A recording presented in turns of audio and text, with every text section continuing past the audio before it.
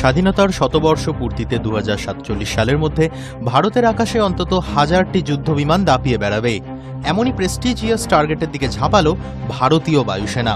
Fighter এয়ারক্রাফটের স্কোয়াড্রনের সংখ্যা বাড়িয়ে 60টি করার লক্ষ্য বেঁধে দিয়েছেন বায়ুসেনার সিনিয়র কর্তারা।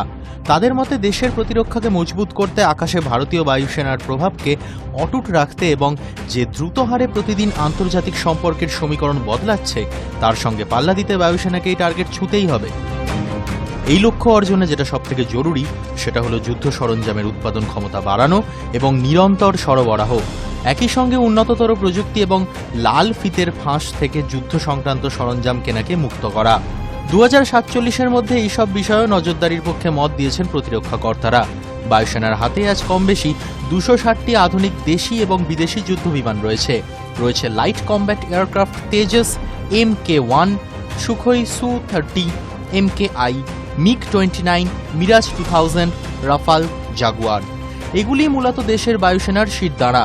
পাশাপাশি সদ্যই ভারত হাতে পেয়েছে 36টি রাফাল, 83টি তেজস MK1 অর্ডার দেওয়া হয়েছে এবং আরও 97টি অনুমোদন পেয়েছে প্রতিরক্ষা মন্ত্রকের। এই মুহূর্তে ভারতের রয়েছে 31টি ফাইটার স্কোয়াড্রন, যদিও সেটা অনুমোদিত 42 স্কোয়াড্রনের চেয়ে বেশ খানিকটা কম। দুই ঝগড়ুটে প্রতিবেশী চীন এবং পাকিস্তানের কীর্তির দিকে নজর রাখলে দ্রুতই সেই শূন্যস্থান ভরাট করা প্রয়োজন। একটি স্কোয়াড্রনে 18-20টি করে যুদ্ধবিমান থাকে। সহজ করে বললে এই মুহূর্তে ভারতের কাছে রয়েছে সর্বমোট 500 থেকে 600টি যুদ্ধবিমান। এই কমতির কারণ বুড়ো হয়ে গেছে বেশ কিছু যুদ্ধবিমান, যেমন MiG-21, MiG-23, MiG-27 যে হারে বাতিল হচ্ছে সেই গতিতে নতুন যুদ্ধবিমান প্রস্তুত এবং সরবরাহ হচ্ছে না বায়ুসেনার ভাড়ারে।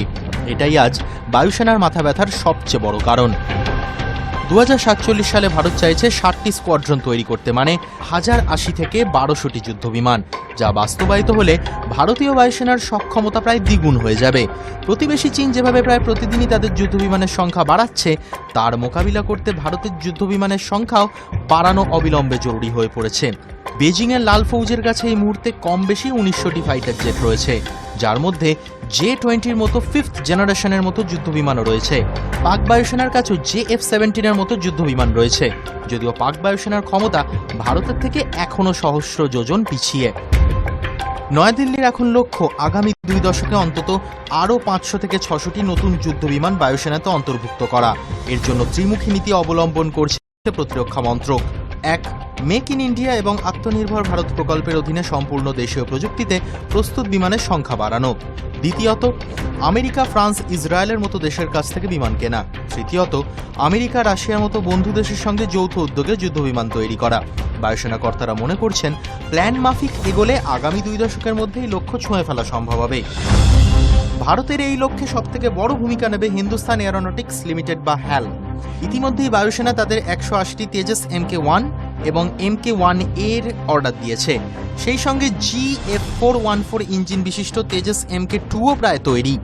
তেজস MK2 হল 4.5 জেনারেশনের যুদ্ধবিমান। বায়ুসেনার লাইট ফাইটার জেট স্কোয়াড্রনের তুরুপের তাস হল এই তেজস। 2047-এর মধ্যে অন্তত 200টি এরকম তেজস হাতে চায় সেনা। HAL ও এরোনটিক্যাল ডেভেলপমেন্ট এজেন্সি বা ADA যৌথভাবে 5th জেনারেশনের যুদ্ধবিমান অ্যাডভান্সড মিডিয়াম কমব্যাট এয়ারক্রাফট বা AMCA প্রস্তুত করছে। 2047-এর মধ্যে AMCAর মতো 5th জেনারেশনের বিমানের 10 থেকে 12টি স্কোয়াড্রন চায় সেনা। এ তো গেল দেশে তৈরি হওয়া বিমানের পরিসংখ্যান।